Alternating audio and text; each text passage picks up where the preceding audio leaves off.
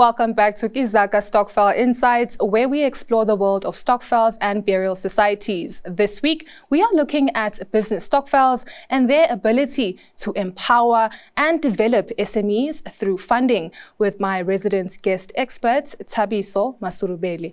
Thabiso, before the break, we were just talking about the structure and the foundations of business stokvels, and their main purpose is to grow these small businesses that are practically members within that stokvel group.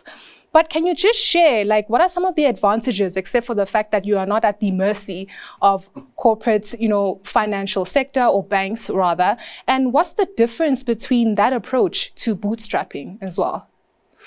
I think the main difference is that one of the ways people have resorted to from a fundraising, finance raising point of view is this thing called crowdfunding.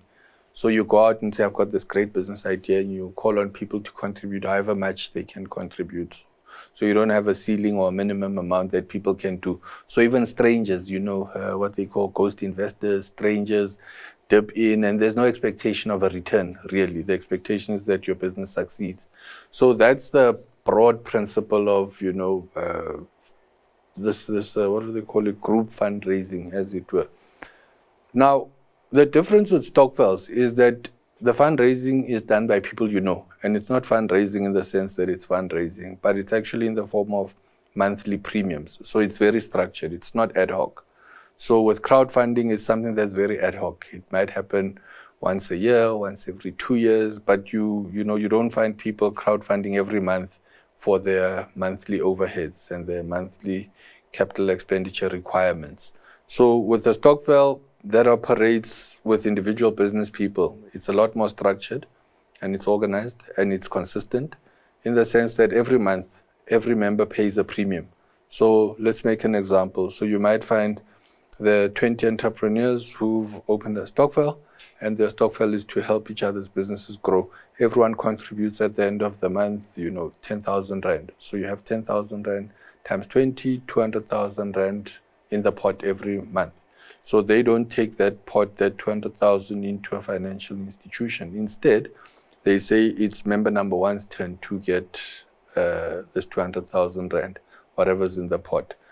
Now, member number one owns a business. And at the beginning, when they joined the business, they were very clear that these are the things that we're going to use the funds for. I'm going to buy another taxi. I'm going to buy another, oven for my bakery, whatever it is. They then hold them to it. So that's where the structure comes in. They then say, here's the 200,000. Our expectation is to see, as soon as we've given you this thing, that you've made good on what you said you were going to use it for, which is for the benefit of your business. And so everyone then gets a turn to get this 200,000 Rand. And what it does, like you correctly say, I think people do that because of the onerous processes that are involved with seeking funding and investment from institutions, formal institutions such as banks. And a lot of the time people realize that amongst themselves, they actually have access to these amounts of money that they can access themselves without having to fill in application forms and again, that talks to what we've previously spoke about, the issue of, financial institutions being sensitive to the, needs of members of stokvels and the nuances that come with those needs that come. And so in that environment, people are getting more and more creative and finding ways and realizing that we actually have the resources to be able to start the things that we want to do amongst ourselves. And this is something that we feel quite excited about, that people are beginning to do it for themselves and so on.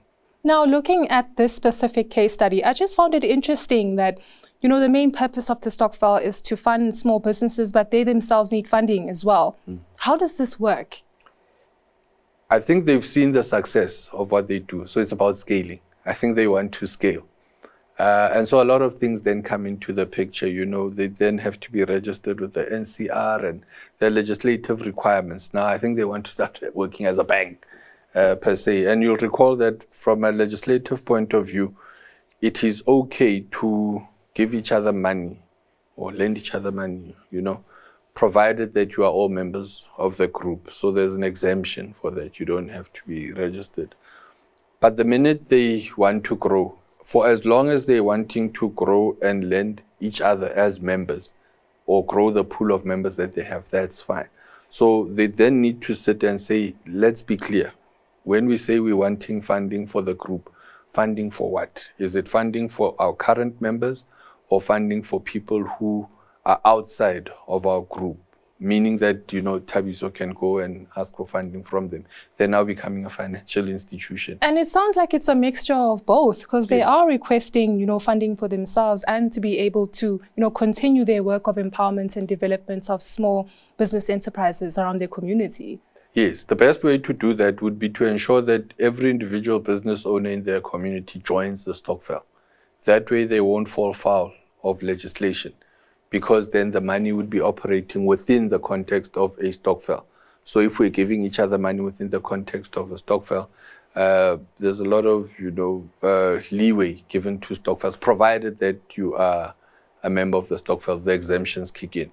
But the minute you're doing it for people who aren't part of that, you then have to register with the NCR, you have to go to the FSCA, there are different legislative things that you have to do.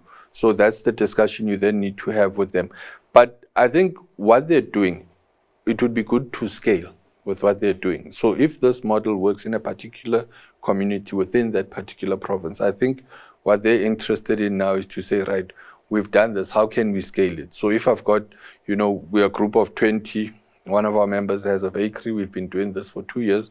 They've moved from having one bakery to 2 bakeries over a 2-year period, as an example. It means this thing works. We can move from having 2 bakeries to 3 bakeries, or we can move from, another member having 4 taxis, moving to 6 taxis. So it's about scaling the benefits. And that's a great thing. And there are obviously ways to do this thing to ensure that their growth is, it's very organic and it yields the results that they're looking for. Now, just looking at the need or the goal of wanting to scale, how can they attract these investors and funders? I think success breeds success. As without revealing my age, they say steel sharpens steel. So people are drawn to success. So when people realize that, there's a group of people, we know where they started. Again, that example of when they started, there was no hope and faith and people were skeptical and you only had 10 members.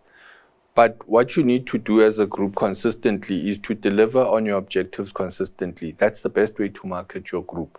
It's better than, printing pamphlets and, praising yourself from here to Timbuktu. The best way is when people see your group and they see that the 10 guys who initially joined, they moved from here and now they are there. So he moved from 1 store, now he has 3 stores. And they attribute that growth and success to the group. That's what ultimately will draw more investors. And investors might come in the form of new members. So remember, these aren't, when they say they're looking for investors, these aren't necessarily people who are coming with loads of money and don't want to be a member. Investors in this sense are people who are joining the group. So you have another person who owns a fairly large business joining this group. That individual member becomes an investor because every month they're paying a contribution of 100,000 Rand. So that's the investment in that context.